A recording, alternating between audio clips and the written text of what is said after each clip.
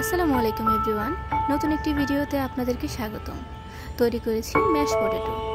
প্রথমে আমি আলু সিদ্ধ করে নিয়েছি এবং সেই আলুগুলোকে আমি একটা গ্রেটার দিয়ে সুন্দর করে গ্রেট করে নিয়েছি যাতে আলুটা খুব সফট হয়।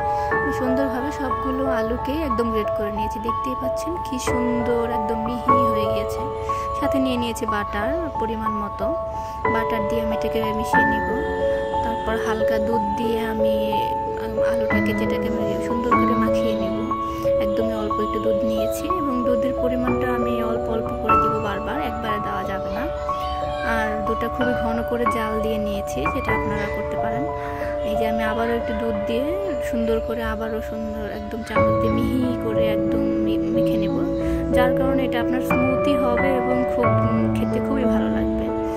সাথে দিয়ে দিয়েছিলাম সামান্য পরিমাণে লবণ এবং গুঁড়া দুধ, যেটা আপনার ম্যাশ পটেটোর স্বাদটা খুব বেশি পরিমাণে বাড়িয়ে দিবে।